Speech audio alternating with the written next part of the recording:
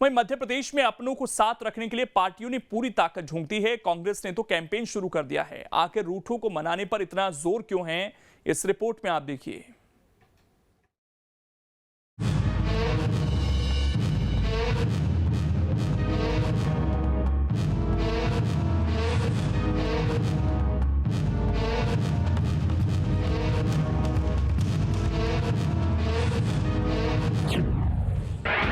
अपनों को साथ रखने की चिंता, भीतर घात की क्यों है आशंका। वैसे तो विधानसभा चुनाव में अभी कुछ महीने बाकी हैं, लेकिन अभी से चुनावी हलचल तेज हो चली है। दिलचस्प बात यह है कि दोनों ही पार्टियों का फोकस अपनों को साधने पर ज्यादा है। कांग्रेस ने तो घर वापसी अभियान भी शुरू कर दिया है। जो रूठे हैं उन्हें मनाने पर जोर बढ़ा है। निकाय चुनाव में टिकट नहीं मिलने से कई नेता नाराज हैं। वो आगे भी नाराज रहे तो नुकसान की आशंका है, इसीलिए अपनों को मनाने के लिए कैंपेन चलाया है। अब सवाल है कि आखिर कांग्रेस का अपनों को मनाने पर इतना जोर क्यों है। तो बताया जाता है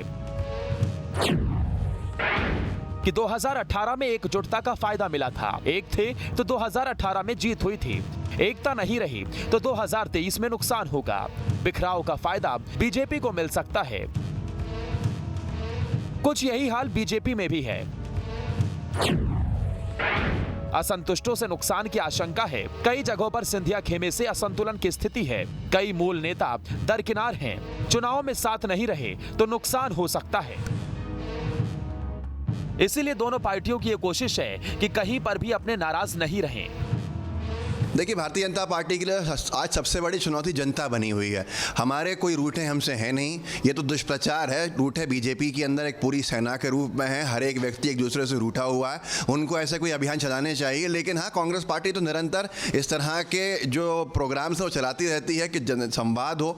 जो हमारा कार्यकर्ता है जो घर बैठ गया है उससे संवाद हो कि कैसे वो एक बड़े संकल्प की तरफ बढ़े और जनता के लिए एक जनहितैषी सरकार, कमलनाथ सरकार को पुनः मध्य प्रदेश में लाने का काम करे। और पिछले आप कुछ समय का ही रिकॉर्ड देख लेंगे तो 400-500 से अधिक ऐसे उनके जनप्रतिनिधि हैं, ऐसे उनके संगठन के कार्यकर्ता हैं जो पार्टी छोड़कर जा चुके हैं।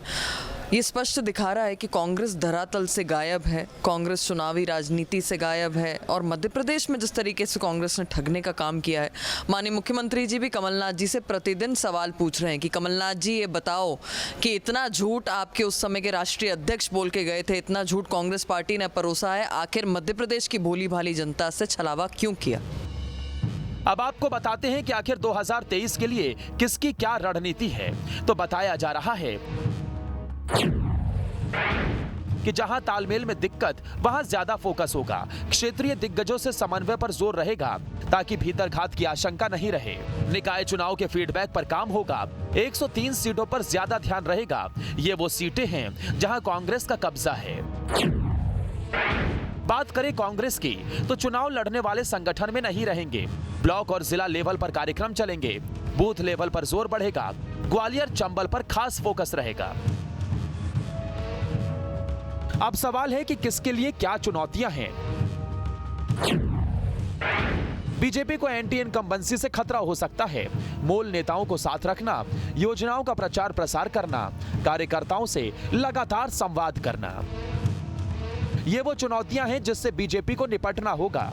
क्योंकि 2018 में विधायकों से कार्यकर्ता नाराज थे, जिसका खामियाजा पार्टी को उठाना पड़ा था। बात करें कांग्रेस की तो गुटबाजी खत्म कर एकजुटता लाना, संगठन को मजबूत करना, जमीनी लेवल पर जनता से कनेक्ट करना, ये कांग्रेस के लिए बड़ी परीक्षा होगी। ये चुनाव जब भी आता है तो इस तरह की प्रक्रिया, इस तरह का उपक्रम राजनीतिक दल करते रहते हैं। ये कोई नई बात नहीं है, लेकिन इससे जो है लोग मान जाते हैं ज़रूरी नहीं है। और कांग्रेस पार्टी में तो देखते हैं हम कि चुनाव के वक्त जो रूठे हुए हैं वो पार्टी को नुकसान पहुंचाने पर आमादा होते हैं। कुछ लोग पार्टी में जब आप मनाते हो तो सक्रिय हो जाते हैं। और ज़्यादातर लोगों में ये देखा गया कि कांग्रेस पार्टी में सबसे ज़्यादा बगावत होती है और सबसे ज़्यादा नुकसान उसको रूठे लोग ही पहुँचाते हैं। खास बात यह है कि पार्टियों से ज्यादा ये चुनाव दिग्गजों के लिए अहम है। इससे दिग्गजों का कद भी तय होगा। कांग्रेस में कमलनाथ का भविष्य तय होगा। और चूंकि बीजेपी में शिवराज चेहरा हैं, लिहाजा उनकी प्रतिष्ठा भी दांव पर रहेगी। मध्य प्रदेश में साल के अंत में विधानसभा के चुनाव होना है। ऐसे में बीजेपी हो या फिर कांग्रेस, दोनों को ही अपनों के साथ की काफी ज्यादा जरूरत है, क्योंकि अगर अपनों का साथ नहीं मिलेगा तो ऐसे में सत्ता के शिखर पर आसानी से नहीं पहुंचा जाएगा। इसी के चलते कांग्रेस जहां एक अभियान चलाएगी और रूठों को मनाएगी, तो वहीं बीजेपी अपनों को साधने के लिए तमाम प्रयास में जुटेगी। जाहिर सी बात है कि अपनों का साथ अगर राजनीतिक दलों को आसानी से मिलता है तो कहीं ना कहीं एंटी इनकम्बेंसी की जो संभावना है वो कम हो जाती है और वो पार्टी जीत हासिल करती है, जिसके साथ सभी मिलकर चुनाव लड़ते हैं। जर्नलिस्ट अभय के साथ जितेंद्र शर्मा, न्यूज़ स्टेट, भोपाल।